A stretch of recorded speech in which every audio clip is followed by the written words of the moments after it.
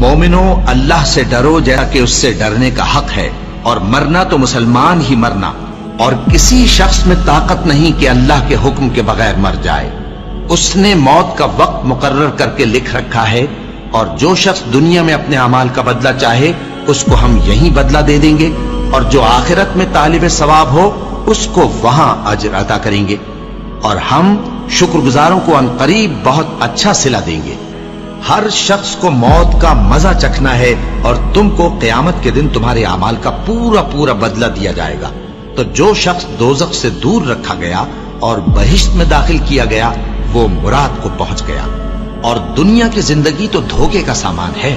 اے اہل ایمان، تمہارے مال و جان میں تمہاری آزمائش ضرور کی جائے گی، اور تم اہل کتاب سے اور ان لوگوں سے جو مشرک ہیں بہت سی ایذا کی باتیں سنو گے۔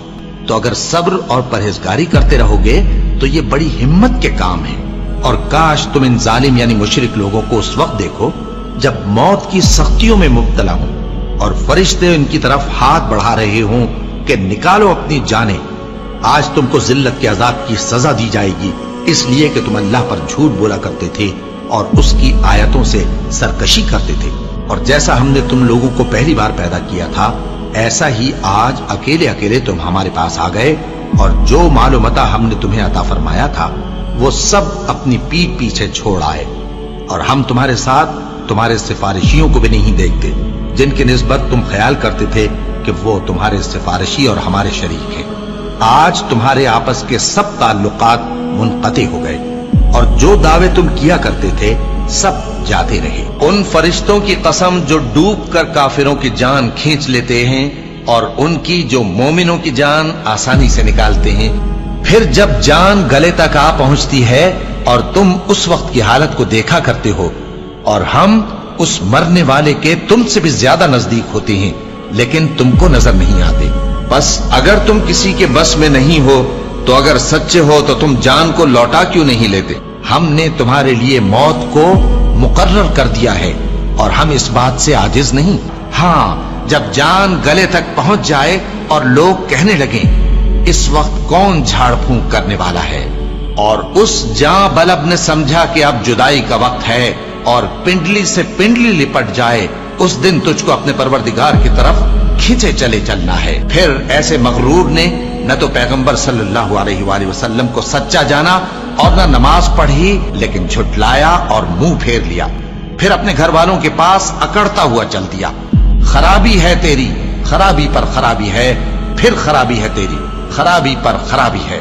کیا انسان یہ خیال کرتا ہے کہ اسے یوں ہی چھوڑ دیا جائے گا؟ وہ اپنے اہل و عیال ہی میں مگن رہتا تھا، وہ تو خیال کرتا تھا کہ اللہ کی طرف لوٹ کر نہ جائے گا۔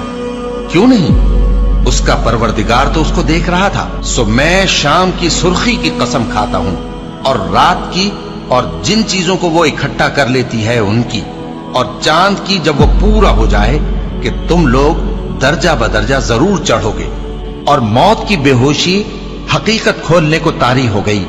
اے انسان، یہی وہ حالت ہے جس سے تو بھاگتا تھا۔ سن رکھو کہ جو کچھ آسمانوں اور زمین میں ہے سب اللہ ہی کا ہے۔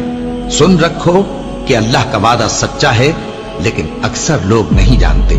وہی جان بخشتا اور وہی موت دیتا ہے، اور تم لوگ اسی کی طرف لوٹ کر جاؤ گے۔ اور جو مال ہم نے تم کو دیا ہے اس میں سے اس وقت سے پیشتر خرچ کر لو کہ تم میں سے کسی کی موت آ جائے تو اس وقت کہنے لگے کہ اے میرے پروردگار، تو نے مجھے تھوڑی سی اور مہلت کیوں نہ دی تاکہ میں خیرات کر لیتا اور نیک لوگوں میں داخل ہو جاتا۔